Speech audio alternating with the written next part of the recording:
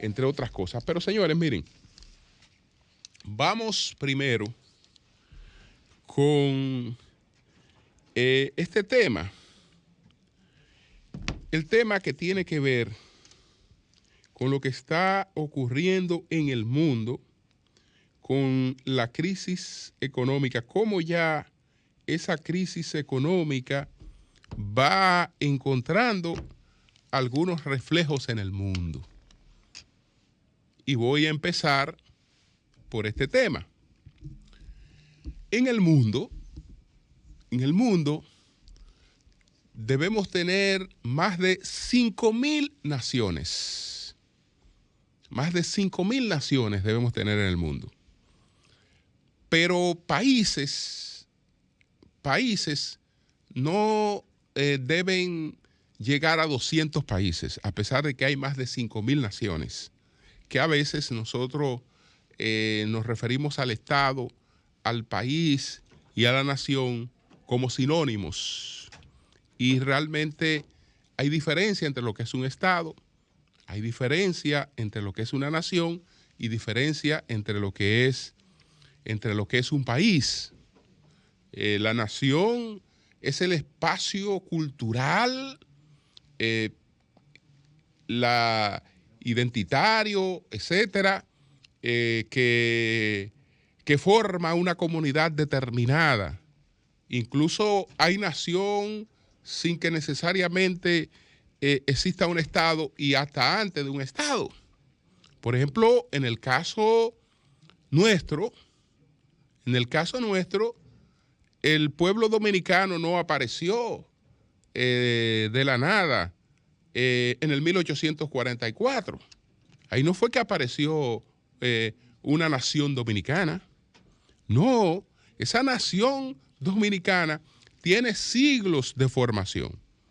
Ya estaba incluso madura cuando se produce el Tratado de Basilea de 1795, y entonces ese Tratado de Basilea, pues mediante ese tratado España le entrega pues el Santo Domingo español, se lo entrega a Francia, y entonces ya Francia en función de ese tratado toda la isla española pasó a ser francesa.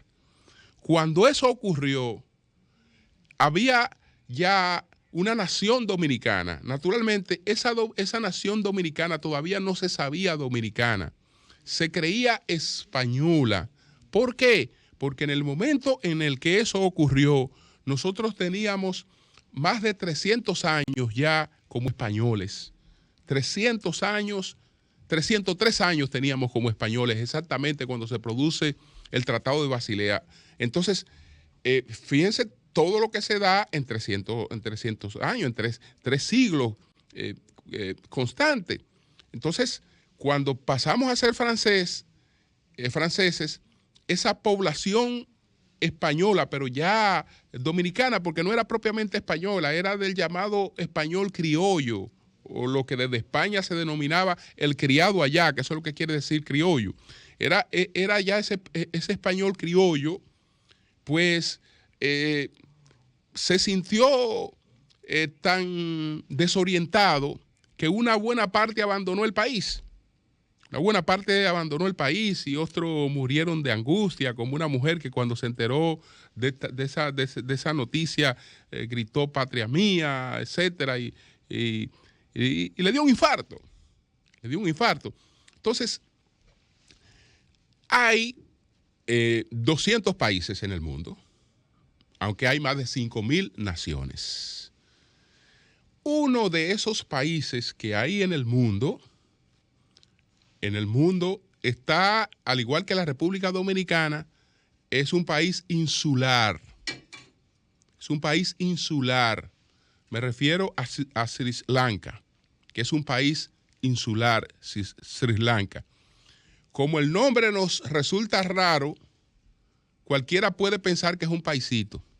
Bueno, si Sri Lanka es un paisito, entonces nosotros somos un paisito más pequeñito todavía, porque Sri Lanka debe andar por más de 20 millones de habitantes. Es un país insular como lo es la República Dominicana, aunque no con las características que tiene República Dominicana, que son exclusivas. Hay 48 países insulares, 48 países insulares en el mundo. Hay 48. Bueno, Sri Lanka es uno de esos países insulares, pero con la característica similares a de la República Dominicana, solamente hay 8.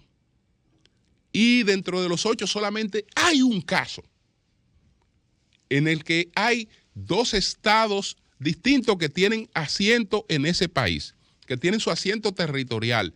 En otros pueden haber presencia de estado, que en San Martín es una parte holandesa, por ejemplo, y otra parte que es francesa. Bueno, pero eso no quiere decir que esos 2 países están asentados ahí, ¿no? Tienen una parte de ahí. Es decir, 2 estados asentados en una isla, solamente el caso de la República Dominicana. El caso único en el mundo. Bueno, pero lo que quiero hacer hincapié es, en este caso de Sri Lanka, producto de la crisis económica mundial, agudizada por la guerra de Ucrania, pero que ya con la cuestión del COVID estaba bastante crítica, y es una crisis que acumula otras crisis, etcétera. Con el tema inflacionario, las cosas ya empiezan a reflejarse en un quiebre de la gobernabilidad. Entonces, ocurrió este fin de semana que hubo una poblada en Sri Lanka y la gente asaltó el Palacio Nacional, asaltó las oficinas del Palacio Nacional. Una multitud penetró al Palacio Nacional. Si el presidente y su seguridad no huyen con tiempo, nadie sabe lo que habría ocurrido en Sri Lanka. Probablemente se habría producido otro magnicidio en Sri Lanka. Y entonces el presidente huye, renuncia, y el primer ministro también anuncia que próximamente, desde que tenga a quien entregarle, se va. Se va. Entonces la gente, en unas manifestaciones totalmente populistas, invadió los espacios, las habitaciones, se lanzaron a la piscina que tiene el complejo donde está el Palacio Presidencial, y se produjo toda una situación que uno ya en el mundo no puede verla como cosas que ocurren en otros sitios. Lo que uno tiene que ver es el elemento común que se llama crisis económica. Ese es el mismo elemento, el elemento que hizo correr este fin de semana a un presidente para que una multitud no lo acribille en Sri Lanka. Es el mismo que unos días antes provocó una crisis de gobernabilidad, o ha provocado una crisis de gobernabilidad en Reino Unido. Me refiero a Inglaterra, con lo que ha ocurrido con la renuncia de Boris Johnson como líder conservador y próximamente como primer ministro. Que se da bajo el pretexto de un escándalo, etcétera, pero en el fondo de todo eso está el tema económico. Lo ocurrido, el magnicidio que se produjo también en Japón, la situación con el ex primer ministro Shinzo Abe.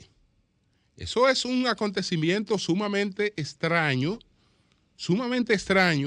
en un país de más de 125 millones de personas. Señores, ustedes saben lo que son 125 millones de personas, y si usted va a buscar las estadísticas de personas fallecidas por el uso de la violencia son muy mínimas, prácticamente insignificantes, y en la que una gente, incluso hasta disgustado con otras personas, la tradición, más que llevar a atentar contra la vida de otra persona, prefieren quitarse la vida propia.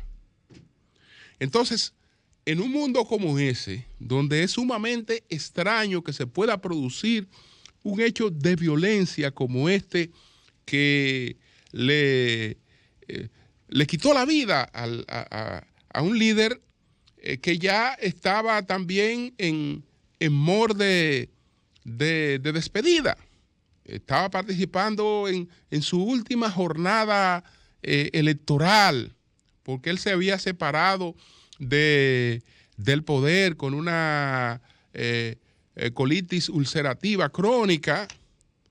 Estamos hablando de un hombre que tenía escasos momentos de disfrute y de plenitud, porque vivía sumergido o en procesos diarreicos o en procesos de fuertes dolores abdominales, en procesos de desnutrición, en una serie de cuestiones que ya no le permitían una vida con cierta normalidad. Por eso se retira de la función pública. Se retira de la función pública y pasa a otro rol. Entonces, como en su país habían elecciones en el día de ayer para la dieta, que es el Senado, el Senado japonés, pues andaba haciendo campaña para los candidatos de su partido, que por cierto, el PLD, que es el Partido Liberal Democrático de Japón, ganó ampliamente esas elecciones en el día de ayer, ampliamente, en un homenaje pues a su líder, a Shinzo Abe. Entonces, bueno, que el tipo era un veterano de las Fuerzas Armadas, que era un veterano. No veo razones para que desde las Fuerzas Armadas justamente se tuvieran disgusto con Abe, porque Abe pues engrandeció las Fuerzas Armadas con la pretensión de revitalizar el antiguo imperio nipón, por lo menos en las ilusiones. Y entonces incrementó el presupuesto armamentista, mejoró considerablemente las condiciones de las Fuerzas Armadas y, por otra parte, la reincorporó a participaciones en conflictos internacionales, aunque fuera de manera moderada, cosa que le fue prohibida por la humillación que recibieron después de la Segunda Guerra Mundial, después que le lanzaron las 2 bombas atómicas.